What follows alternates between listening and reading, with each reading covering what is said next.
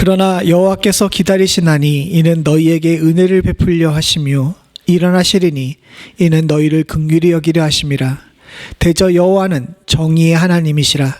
그를 기다리는 자마다 복이 있도다. 저는 거저며 이스라엘에 거주하는 백성들아, 너는 다시 통곡하지 아니하리라. 그가 내가 울지는 소리로 말미암아 내게 은혜를 베푸시되 그가 들으실 때마다 그게 응답하시리라. 주께서 너희에게 환난의 떡과 고생의 물을 주시나 내 스승은 다시 숨기지 아니하시리니 내 눈이 내 스승을 볼 것이며 너희가 오른쪽으로 치우치든지 왼쪽으로 치우치든지 내 뒤에 말소리가 내 귀에 들리리니 이것이 바른 길이요 너는 이리로 가라 할 것이며 또 너희가 너희 조각한 우상을 입힌 은과 부어 만든 우상에 올린 금을 더럽게 하여 불결한 물건을 던짐같이 던지며 이르기를 나가라 하리라. 내가 땅에 뿌린 종자에서 그에게 비를 주사 땅에 먹을 것을 내며 곡식이 풍성하며 기름지게 할 것이며 그날에 내 가축이 광활한 목장에서 먹을 것이며 밭가는 소와 어린 나귀도 키와 쇠스랑으로 까부르고 맛있게 한 먹이를 먹을 것이며 크게 살육한 날에 낭대가 무너질 것이되 구산마다 줄령마다 그 위에 개울과 시냇물이 흐를 것이며 함께 읽겠습니다. 여호와께서 자기 백성을 싸매시며 이렇게 맞은 자리를 고치시는 날에는 달빛은 햇빛과 같고 햇빛은 7해가 되어 7날 빛과 같으리라. 아멘. 올해 사랑하는 성도님들이 소유하기를 원하는 복이 있습니다. 그래서 이런 한 달 동안 여러분들에게 올해 한 달 꼭 가지시기를 또 소유하기를 원하는 복들에 관해서 설교하고 있는데 오늘은 그 세 번째 복으로 여호와를 기다리는 자의 복을 여러분들이 소유하기를 원합니다. 사실 이건 좀 굉장히 이해하기가 쉽지가 않고 어려운 복일 수 있어요. 그런데 들여다보게 되면은 그렇게 어렵고 힘든 복은 아닙니다. 여러분들 다 아시는 내용이고 또 우리가 쉽게 이해할 수 있는 거니까 오늘 본문을 통해 가지고 여러분들을 여호와를 기다리는 복이라고 했지만 여호와를 사모하는 복들을 다 올 한 해 잘 누리실 수 있기를 소원합니다. 특별히 오늘 성찬식도 끼어 있고 또 오후에 공동회도 있기 때문에 설교를 짧게 하도록 노력을 해볼 텐데 그러다 보니까 내용이 조금 압축이 되실 수 있습니다. 오늘 본문을 집에 가셔서 좀 많이 읽어보세요. 제가 예배 시간에 성경을 여러분들과 함께 많이 읽는 이유는 알거든요. 집에 가서 성경 읽으세요, 안 읽으세요? 이럴 때 대답을 잘해야 된다니까. 집에 가서 성경 좀 읽으세요? 예. 안 읽을 거를 알기 때문에 여기서라도 읽으라고 계속해서 함께 읽는 겁니다. 집에서 오늘 본문은 특별히 읽어보시기를 부탁을 드립니다. 특별히 셀폰 같은 거 보게 되면 충분히 검색만 해도 이 성경 구절이 나옵니다. 이사야 30장 18절부터 26절은 읽으면 읽을수록 이 안에 담겨져 있는 하나님의 복이 얼마나 크고 또 얼마나 위대한지를 깨달을 수 있습니다. 여러분들이 이 시간, 설교의 시간만 아니라 말씀을 곱씹으면서 주께서 주시는 은혜를 더욱더 사모하실 수 있는 축복이 있기를 간절히 소원합니다. 보통의 상식으로는 사회에서 가장 중요하게 또 긍정적으로 여기는 가치 중에 하나가 무엇이냐 하게 되면 역동성이에요. 활력을 가지고 활발하게 움직이는 것들을 굉장히 귀하게 여기는 시대가 오늘날 시대입니다. 왜냐하면 세상이 너무 빠르게 변하거든요. 빠르게 변하는 세상에 한눈만 잠깐 팔게 되게 되면 어느 순간 뒤처져 가지고 세상이 우리를 향하여서 좀 멍청하다 이런 얘기를 할 수가 있죠. 조금 전에 셀폰 얘기했지만 셀폰도 마찬가지입니다. 제가 그래도 나름 얼리 어답터거든요. 여러분들 2005년, 2006년에 이미 저는 PDA 폰을 썼어요. 스마트폰 나오기 전에 이렇게 그 펜으로 해가지고 하는 PDA 폰 같은 것들을 쓸 정도로 나름 그래도 빨리 쫓아가는 사람이라고 생각을 했는데 얼마 전에 셀폰을 봤는데 이걸 도대체 어떻게 해야 되는지를 모르는 기능들이 너무 많더라고요. 결국은 어쩔 수가 없이 우리 집에서 제일 똑똑한 사람한테 가가지고 이것 좀 해달라 그랬습니다. 그랬더니 이 녀석이 우리 집에서 제일 똑똑한 사람이 누군지 아시겠죠?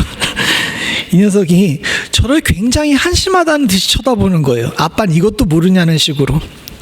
근데 굉장히 이 안에서 막 울컥 솟아오르는 것이 있더라고요. 내가 이렇게 무시받을 존재가 아닌데 라는 이렇게 마음이 이렇게 들었습니다. 근데 찬찬히 곰곰이 생각해 보니까 이게 자연스러운 현상이에요.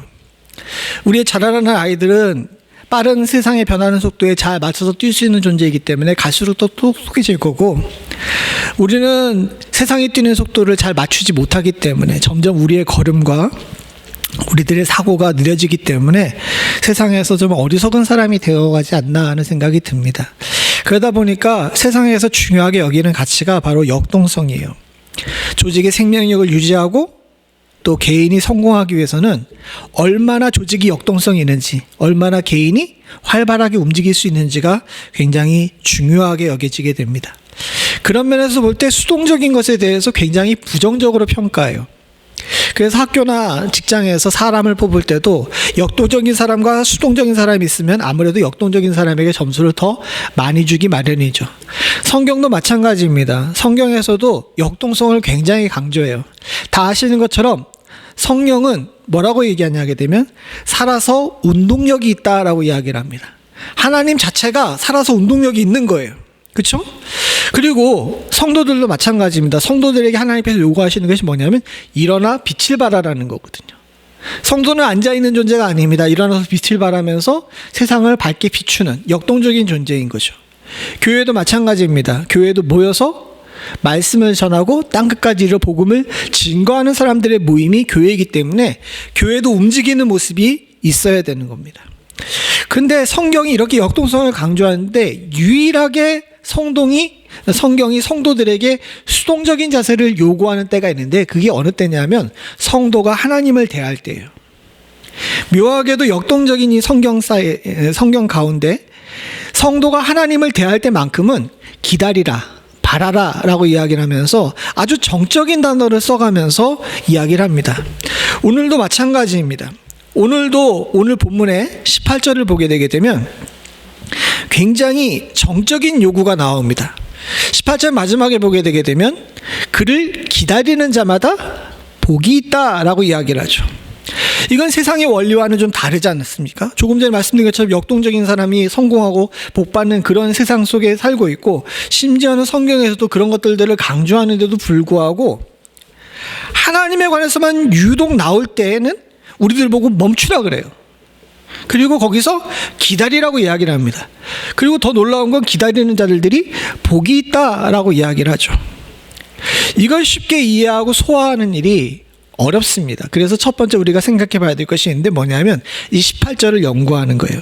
기다리는 자가 왜 복을 받지? 기다리는 자가 복을 받는 이유가 뭐지? 여기에 대해 우리가 생각을 해봐야 됩니다. 먼저 우리가 생각해 봐야 되는 것이 뭐냐 하게 되면 여기 나와 있는 이 복이 어떤 종류의 복이냐는 겁니다.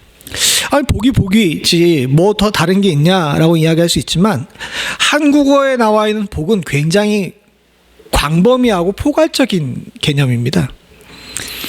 한국 사람들이 복을 되게 좋아하잖아요. 그래서 새해 복 많이 받으세요라고 이야기를 하면서 이 복에 관해서 굉장히 개념이 보편적인데, 그만큼 이 복에 관한 의미 또한도 굉장히 광범위해요. 여러분, 새해 복 많이 받으시라고 얘기하게 되면 그 사람 보고 물질을 많이 얻으라는 것도 있지만 건강하라는 것도 있고 자녀가 잘 되라는 것도 있고 또 주변에서 사업이 번창하라는 것도 있고 출세하라는 것도 있고 너무너무 많잖아요. 그런데 히브리어는 이 복이라고 이야기할 때 한국어로는 복으로 번역됐지만 이 복을 좀 세분화합니다. 세분화해가지고 복의 종류가 여러 가지가 있어요. 오늘 이 복 18절에 나와 있는 복은 뭐라고 하냐면 에쉐르라는 단어를 썼어요. 에쉐르. 에쉐르라는 단어의 뜻은 뭐냐면 뒤로 물러가지 않고 똑바로 앞으로 나가는 것입니다. 이게 뒤로 물러가지 않고 똑바로 앞으로 나가는 것이 왜 복이지? 라고 생각할 수 있지만, 이걸 우리 성경으로 번역할 때는 에쉐르라는 단어를 복이라고도 번역했지만 형통이라고도 번역을 해요. 그 이스라엘 사람들의 개념 속에서는 형통도 복이에요. 이 에쉬라는 단어를 복으로 번역한 대표적인 성경이 어디냐 하게 되면 시편 1편입니다. 시편 1편에 보게 되면 복 있는 자는 악인의 꾀를 쫓지 아니하고 할 때 그 복 있는 자가 이 에쉐르라는 단어를 씁니다. 뒤로 물러가지 않고 똑바로 앞으로 가는 사람, 형통한 사람을 이야기하는 거죠. 근데 시편 1편에서도 보게 되면 형통한 사람이 어떤 사람이냐, 복 있는 사람은 어떤 사람이냐라고 이야기할 때 어떻게 얘기를 합니까? 예, 깨어서 하나님의 율법을 주야로 묵상하는 자가 복 있는 사람이라고 이야기를 해요. 여기에 중요한 것이 있는데 율법을 중점으로 두고 있지만 사실은 뒤에 나와 있는 주야로 묵상하는이 중요하거든요. 근데 여러분들 묵상할 때 어떻게 하십니까? 묵상할 줄 어떻게 해요? 조용히 가만히 앉아서 마음을 가다듬고 말씀을 들여다보잖아요. 넓은 의미에서 볼 때에는 이 이사야 30장 18절에 나와 있는 주님을 앉아서 기다리라 라고 이야기하는 것과 시편 1편에 나와 있는 형통하길 원하면 율법을 주야로 묵상하라는 것과가 연결되어 있는 거예요. 그런 면에서 볼 때 내가 형통의 복을 원한다면 주께서 뭐라고 우리들에게 형통의 복에 대해 디렉션을 주셨냐 하게 되면 조급함을 버리고 하나님을 바라보고 기도하며 기다리라 라는 것입니다. 사랑하는 성도님들, 여러분들이 형통함의 복을 얻기를 원합니다. 그렇게 위해서는 동명소주하며 뛰어다니면서 어디에 활로가 있고 어디에 출구가 있는지 이런 것들을 바라보는 것도 중요해요. 그러나 진짜 성도라면은 우리가 기다리며 하나님께 기도하며 주께서 길을 열어주시기 위해 간구할 줄 아는 자세, 말씀을 바라보며 묵상할 줄 아는 자세가 있어야 될 줄로 믿습니다. 사랑하는 성도님들, 올 한 해 여러분들이 세상이 몹시 혼란스러워가지고 어지러운 가운데 있을 때 여러분들이 형통한 길 걸으실 수 있길 원합니다. 그렇게 하기 위해서는 여러분들과 제가 모두 다 주야로 주님의 말씀을 묵상하고 여기 나온 것처럼 주님을, 여호와를 기다릴 줄 아는 그런 자세가 우리 가운데 있어야 될 줄로 믿습니다. 조급함을 버리시고 그렇게 하실 수 있는 축복이 있기를 소원합니다. 이 복에 대한 개념과 함께 또 한 가지 중요하게 짚어야 되는 것이 있는데, 기다린다는 것이 무엇이냐라는 것입니다. 기다리는 것이 그냥 가만히 서가지고 기다리는 거지 뭐 또 더한 의미가 있습니까? 라고 이야기할 수 있는데 이게 또 조금 다릅니다. 성경에서 말하는 기다린다, 특별히 이 이사야 30장에 나와 있는 18절에 나와 있는 이 기다린다는 하카라는 단어를 썼는데 그냥 가만히 앉아가지고 멍청하게 서 있는다는 의미가 아니에요. 그런데 쓰는 단어는 또 따로 있습니다. 여기 나와 있는 하카라는 단어는 뭐냐면 소망과 희망 그리고 확신을 가지고 귀를 기울이는 거예요. 사실은 경청에 가깝습니다. 그러니까 하나님을 기다리는 자는 복이 있다라고 얘기했는데 정확하게 하게 되면 형통하길 원하는 사람은 하나님께 소망을 가지고 경청하는 사람인 거예요. 즉 우리가 생각하는 것처럼 여기 나와 있는 이 기다리는 자가 복이 있다라는 것은 정적인 개념만은 아닙니다. 도리어 안에 굉장한 역동성을 품고 있는 거예요. 비유하게 되면 어떤 비유냐 하게 되면 100m 달리기 선수가 출발선에서 딱 자세를 잡고 있잖아요. 그때 삐하고 부저가 울립니다. 그럼 어떻게 합니까? 엉덩이를 바짝 들죠. 그러면서 힘을 모으죠. 그리고 뭘 기다립니까? 뭘 기다려요? 빵 하는 소리를 기다리잖아요. 바로 요 상태가 여기 나와 있는 18절의 상태예요. 주님께서 시작이라는 이야기를 우리들에게 주실 때까지 힘을 뭉치고 모으면서 주님께 귀 기울여서 주님의 때를 바라보는 사람, 바로 그런 사람들이 형통한 길을 걸을 수가 있는 것입니다. 하나님께서는 그런 사람을 귀하게 여기시고 그런 사람들에게 복 주십니다. 기다리라고 설교를 하게 되면 많은 분들이 그렇게 생각해요. 그냥 하나님께서 해주실 때까지 그냥 있지 뭐. 딱 손을 놔버리고 그냥 자포자기 하는 것처럼 보이죠. 성경에서는 자포자기 하라고 그러지 않아요. 주님께서 우리들에게 인류에게 주신 제일 명령이 무엇입니까? 가서 생육하고 번성하며 땅에 충만하라, 땅의 것을 다스리라 라고 이야기를 하시면서 하나님께서 우리들에게 주신 제일 명령은 나아가라는 거예요. 그럼에도 불구하고 기다리라는 것은 아직 때가 안 됐으니까 우리가 힘을 모으고 하나님을 바라보면서 우리가 주님께 주의 집중하라는 겁니다. 그런 사람들을 하나님께서 귀하게 여기시고 그런 사람들에게 복을 주신다는 거죠. 더 중요하고 복된 이유가 있는데, 기다리는다라는 개념이 있어서 오늘 본문에 주목해야 될 것은 우리의 기다림보다 하나님의 기다림이 더 먼저라는 겁니다. 우리만 기다리는 것이 아니에요. 18절에 제일 위에 보게 되면 뭐라고 답니까? 그러나 여호와께서 기다리시나니 라고 이야기를 합니다. 우리가 주님을 기다리기 전에 누가 먼저 우리를 기다리시는 거예요? 하나님이 여러분들을 기다리시는 거예요. 더 놀라운 것은 뭐냐 하게 되면, 저기 나와 있는 기다리다는 단어가 밑에 나와 있는 우리들이 기다리는 데 쓰는 단어와 똑같은 단어인 하카를 썼습니다. 즉 우리가 주님을 소망하며 기다리는 것만큼 주님께서 그것보다 더 주님께서 우리에게 어떤 마음을 품고 기다리시는 거예요? 여러분들에게, 저희에게 소망을 가지고 기다리신다는 거예요. 우리가 주님을 기다리는 것이, 우리가 주님을 바라보며 소망을 가지고 일방적으로 기다리는 것이 아니라 주님께서 먼저 여러분들과 저에게 소망을 가지시고 우리를 바라보고 계신다는 겁니다. 성경은 그래서 시편에도 그렇고 많은 부분에 우리들에게 이미 주실 복과 은혜들이 예비되어 있다라고 이야기를 하십니다. 우리들에게 좋은 선물들을 주시려고 다 준비하고 우리를 기다리고 계세요. 근데 문제가 있죠. 우리가 가요, 안 가요? 명절 때가 되면 시골에 있는 부모님들이 음식을 많이 해놓고 자식들을 기다립니다. 오겠다고 이야기를 했는데 막상 당일이 되는데 자식들이 안 오는 경우가 있죠. 그러면 이 음식들 어떻게 돼요?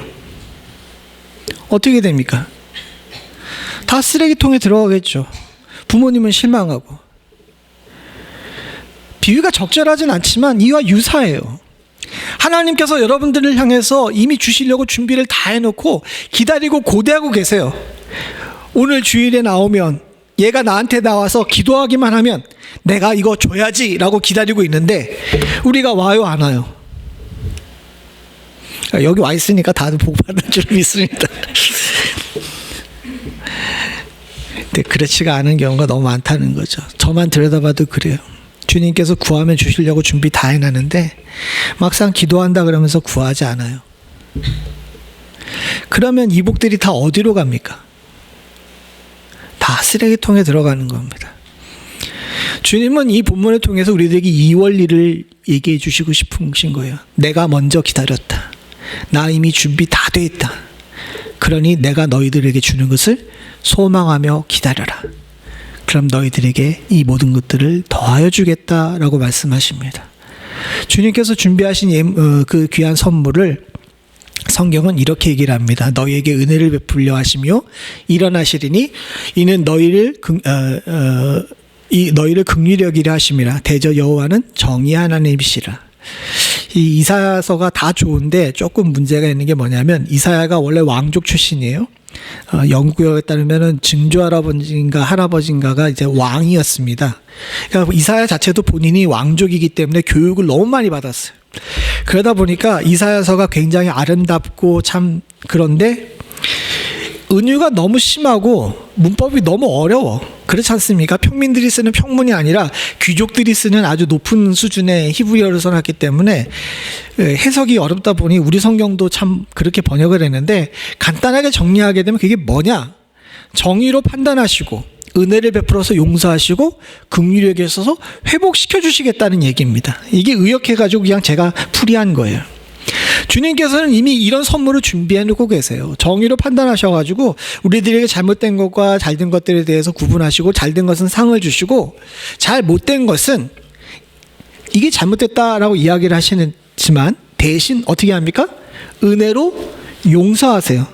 그리고 잘못된 것 때문에 상처받은 것들을 긍휼히 여기셔서 회복시켜 주실 준비를 하고 계신다는 겁니다. 여러분들, 이런 복들을 여러분들이 다 누리실 수 있는 축복이 있기를 간절히 소원합니다. 이사는 여기서 끝나지 않아요. 이런 18절에 기다리시는 주님을 만족시키는 기다리는 성도들이 받을 복에 대해서 19절부터 26절까지 그 복들이 어떤 복들인지를 세세하게 설명해 줍니다. 이 복은 크게 보게 되면 세 가지의 복이 있어요. 어떤 복들을 주시냐? 첫 번째는 영적인 복입니다.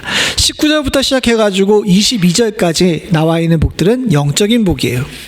이 영적인 복들인데 우리가 다시 또 읽기에는 시간이 부족하니까 그냥 18절부터 제가 간단하게 설명하면서 이들이 어떤 복인지에 대해서 이야기를 하겠습니다. 19절에 나와 있는 복은 무엇이냐 하게 되면 하나님께서 내게 응답하시겠다는 복입니다. 이 19절에 나와 있는 거 전체를 보게 되면 응답하시겠다라고 나와 있지만 좀 풀어서 얘기하게 되면 하나님과 말이 통하게 된다는 거예요. 무슨 얘기인지 아시겠습니까? 하나님과 말이 통하게 된다는 거예요. 그냥 일방적인 통곡이 아닙니다. 내가 막 일방적으로 울고 부르짖는 것이 아니라 내가 아프다고 신음하게 되면 저쪽에서 반응이 오고 내가 만족해서 웃으면 저쪽에서 반응이 오는 거예요. 하나님과 말이 통하는, 하나님과 교통할 수 있는 그런 복이 있게 된다는 거죠. 두 번째 나와 있는 20절의 복은 뭐냐면 스승을 주신다라는 복인데 이게 무슨 소리냐 하게 되면 이스라엘 백성들이 말씀을 읽어도 이 말씀이 무슨 소리인지 몰라. 그런데 이제 20절에 내 스승을 다시 숨기지 아니하고 내 눈에 내 스승을 둘 것이라는 것은 뭐냐? 이 말씀을 풀어서 쉽게 전달할 수 있는 그런 귀한 사역자들을 허락하신다는 겁니다. 여러분들 귀한 사역자를 만나는 것도 복이래요. 그 복을 누리실 수 있는 축복이 있기를 간절히 소원합니다. 세 번째 복은 무엇이냐 하게 되면 세 번째 복은 오른쪽으로 또는 왼쪽으로 치우시든지 하나님께서 어떻게 하시겠다? 바른 길로 우리를 인도하시겠다는 갈 길을 알게 해주시는 복입니다.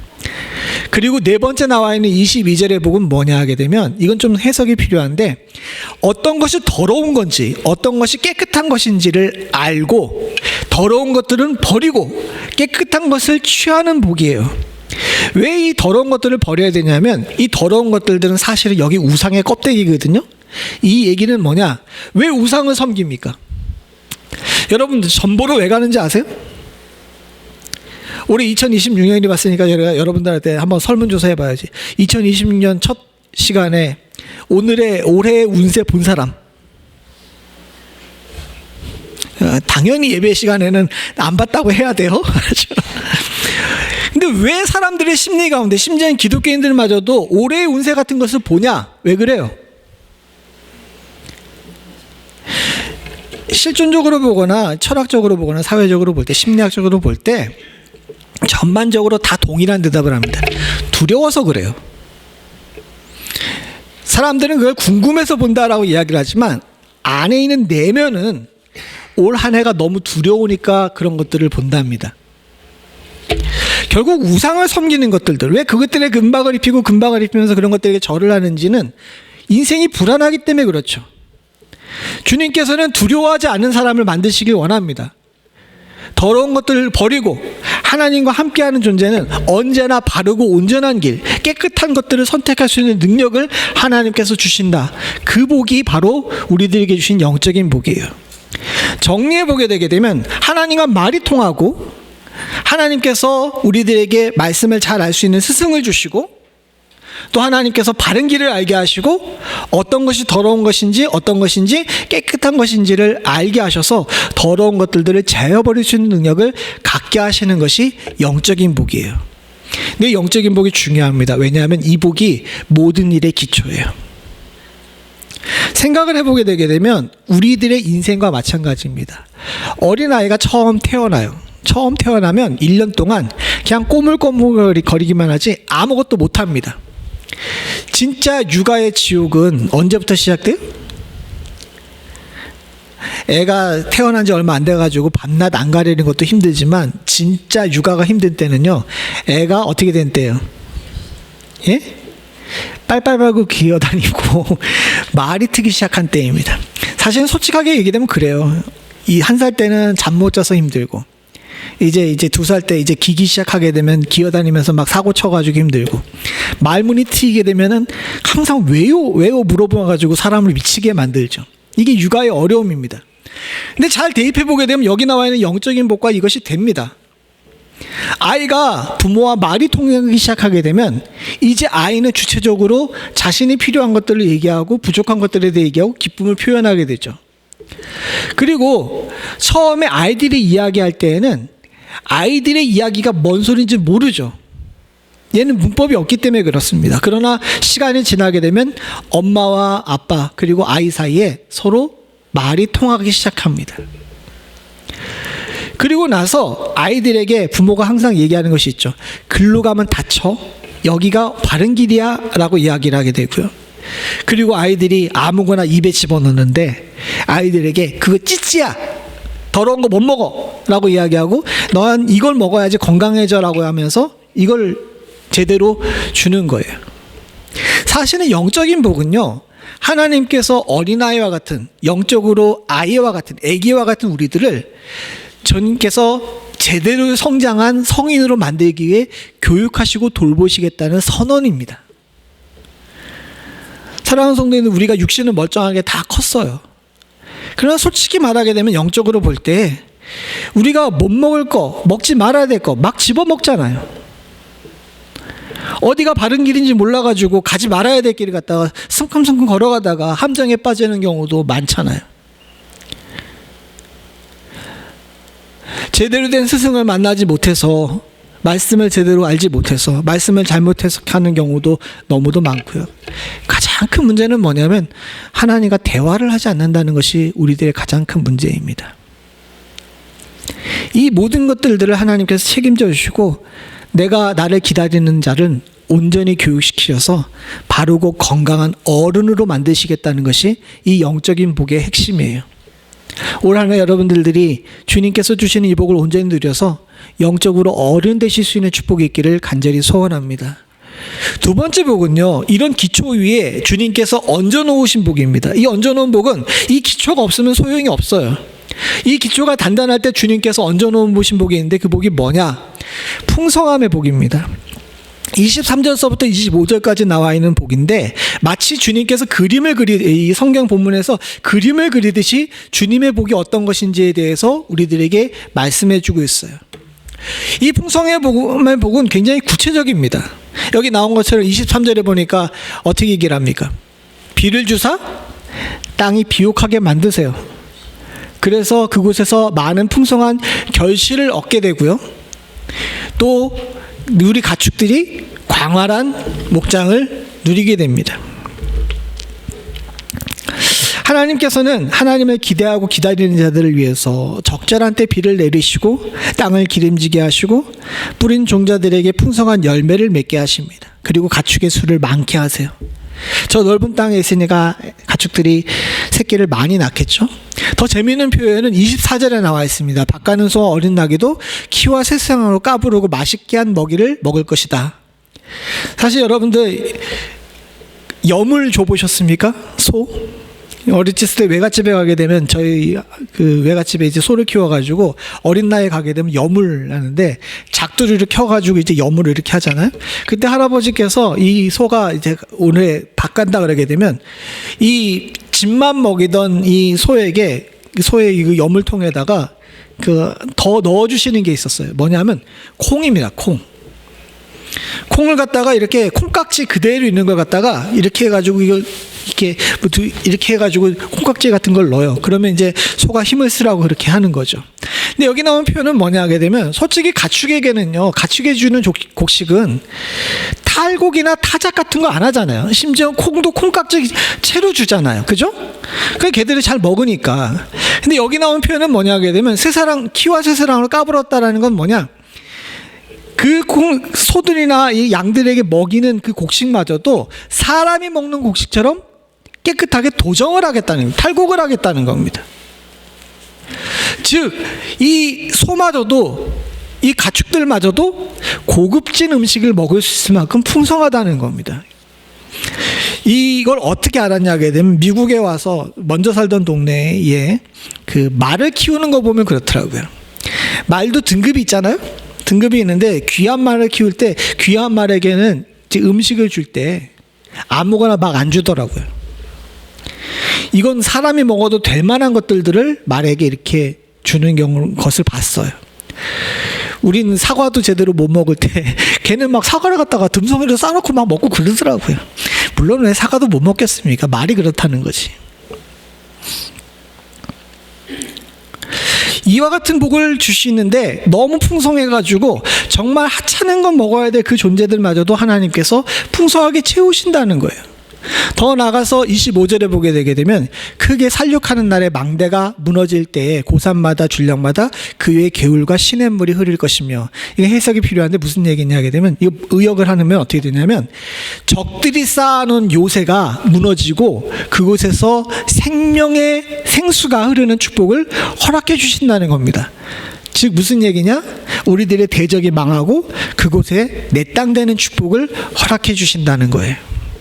하나님께서는 이러한 풍성한 복을 우리들에게 예약하시는 줄로 믿습니다. 기다리시고 고대하시고 하나님의 기대를 충족시키셔서 영적인 복 이외에 이 풍성한 복을 더 채우시는 축복이 있기를 간절히 소원합니다. 세 번째 주시는 복이 있는데 무엇이냐 하게 되면 아플 때 싸매 주시겠다는 겁니다. 회복의 복이에요. 이건 26절은 같이 한번 읽어보죠. 같이 봅니다. 시작. 여호와께서 자기 백성의 상처를 싸매시며 그들의 맞은 자리를 고치시는 날에는 달이 햇빛 같고 햇빛은 7배가 되어 7날의 빛과 같으리라. 하나님께서 치료하시겠다고 약속하셨는데 치료하신다고 약속하시면서 달빛은 햇빛 같고 햇빛은 7배가 되어 7날의 빛과 같으리라 라고 이야기를 합니다. 근데 실제로 이렇게 되게 되면 지구는 망해요. 생각해 보세요. 밤에 달이 해가 되고 해가 7배로 뜨거워지게 되면 가뜩이나 이 더워가지고 죽겠는데 어떻게 되겠습니까? 다 죽죠. 저것도 아까 얘기한 이 고급진 은유의 표현이에요. 7배가 된다는 것은 뭐냐면 7이라는 숫자가 히브리어 완전수거든요. 완전한 회복을 이루시겠다는 주님의 선언입니다. 하나님께서는요, 당신의 백성이 이 땅에서 고통받고 있는 것들을 끝까지 보고 계시지 않습니다.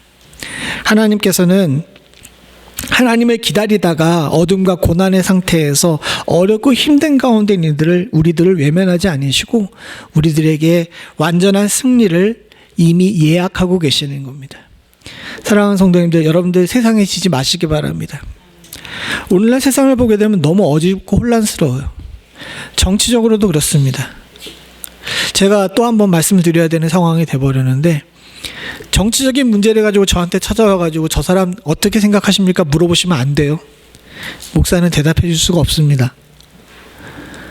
그런데 누구나 다 알아요. 지금 정상적이지 않다는 것은 우리들이 다 알고 있습니다. 세상엔 갈수록 전쟁들이 넘쳐나고 많아져요. 경제적으로 불평등은 더 심해지고 교회들은 점점점 약해진다 그러고 제일 먼저 목회자들이 넘어지기 시작했습니다. 이런 때 성도가 흔들리지 않고 이 혼란한 세상 가운데서 복을 누리기 위해서는요, 오늘 본문에 나온 것처럼 기다릴 줄 알아야 돼요. 주님께서는 기다리는 자에게, 주님에게 기대하고 기다릴 줄 아는 자에게 그 기대를 충족시켜 주시는 복을 주시겠다고 오늘 본문에 약속하셨습니다.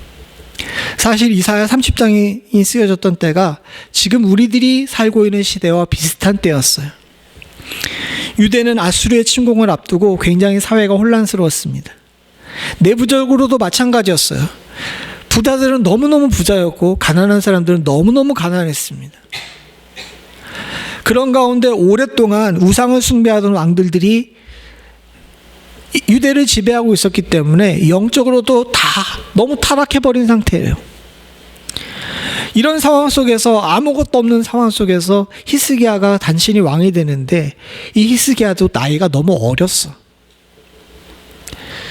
사실은 리더십을 기대할 수 있는 상황이 아니었습니다. 이 모든 상황 속에서 이사야를 통해서 하나님께서 주신 말씀이 뭐냐? 아까 전에 나온 18절처럼 내가 너희를 기다리고 있으니 너희도 나를 기다려라 라는 것입니다. 그런 사람들에게 복을 주시겠다고 약속하셨어요. 세상에 볼 때는 이게 굉장히 어리석어 보입니다. 세상은 빠르게 변하고 눈에 보이는 이익은 먼저 짓는 사람이 임자인 세상 속에 살고 있어요.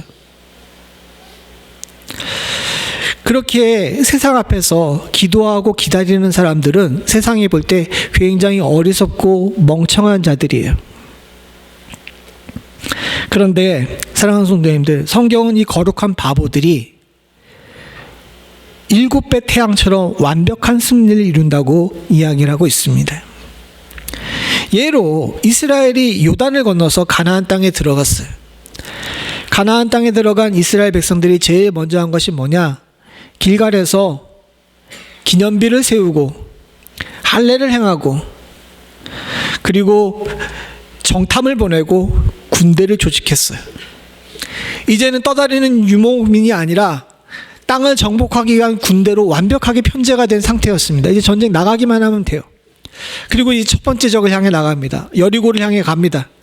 여리고가 첫 번째 전장이었어요. 완벽하게 준비되어 있는 이 사람들이 첫 번째 전장에 나아가는데 주님께서 여호수아 6장에 여호수아를 만나셔가지고 이야기하신 것이 있어요. 어떻게 하라고 그럽니까? 하루에 한 바퀴씩 6일 동안 성을 돌랍니다. 그리고 마지막 7일에는 7바퀴를 돌라 그래요. 하루에 7바퀴 돌 수 있는 이 성인데 하루에 한 바퀴 돌라 그러게 되게 되면 시간이 남아요, 안 남아요? 엄청나게 많이 남죠. 그런데다가 아무 소리도 하지 말래. 조용히 아침에 나가가지고 성을 한 바퀴 돌라 그래요. 아마 내가 여리고 사람이었으면 첫날엔 굉장히 긴장했을 거예요. 근데 이틀, 3일 계속 아무 말 안 하고 사람들이 그냥 성을 뺑글뺑글 돌아. 그럼 안에서 뭐라고 생각했을까? 아마 바보들의 행진을 보는 것 같은 그런 느낌이었을 겁니다. 그래서 다 아시는 것처럼 7째 날 7바퀴를 돌고 나팔을 불며 큰 소리로 하나님의 영광을 외칠 때 여리고는 무너졌어요. 이스라엘은 알았습니다. 하나님이 기다리라 그러면 기다리고 가라면 가는 것, 이게 40년 동안 이스라엘이 광야에서 배웠던 하나님께 복받던 방법이었어요. 주님은 오늘 우리들에게도 말씀하십니다. 진짜 복을 받기를 원하니? 그러면 하나님이 가라 그러면 가고 기다리라면 기다리고 줄 아는 자. 100m 달리기 선수가 힘을 모으고 주님의 땅 소리를 듣기를 소원하며 그 기다리고 있는 그 상태를 유지하며 하나님을 온전히 바라볼 줄 아는 자. 그런 자들에게 오늘 이 이사야 30장에 나와 있는 복들을 다 허락하실 줄로 믿습니다. 여러분들 다 이 복들을 누리시기를 간절히 소원합니다. 같이 기도하시겠습니다. 하나님 아버지, 주여 저희들이 주님의 복을 사모합니다. 주께서 기다리는 자에게 복을 주시겠다고 약속하셨사오니 하나님을 사모하고 기다릴 줄 아는 자 될 수 있도록 주님 도와주시옵고, 주께서 주시는 형통의 복을 내 것으로 소유할 수 있는 축복이 저희들 가운데 있게 하여 주시옵소서. 주께서 주시는 복이 무엇인지 또한 우리가 알았사오니 하나님 아버지, 온전한 영적인 복 위에 우리의 삶의 풍성함의 복을 채울 수 있도록 주님 도와주시옵고, 더 나아가 주님께서 나를 완전히 승리하게 하실 줄로 믿고 확신을 가지고 앞으로 나아갈 수 있는 저희들 되게 하여 주시옵소서. 우리의 방법이, 성경의 방법이 세상의 눈에 볼 때에는 멍청하고 어리석어 보인다 할지라도 이것이야말로 진짜 승리하는 방법임을 잊지 않을 수 있기를 간절히 소원합니다. 믿음으로 한 해를 살기를 소원하는 주의 사랑하는 성도들에게 하나님 아버지, 믿음대로 갚아주시는 축복을 허락하여 주시사 아버지 하나님, 주의 사랑하는 성도들이 올 한 해 주님과 함께 승리의 복을 누릴 수 있도록 주여 도와주시옵소서. 여호와를 기다리는 자의 복이 우리 가운데 항상 임하기를 소원하옵고, 모든 말씀 예수님의 이름으로 간절히 기도드리옵나이다. 아멘. 찬송가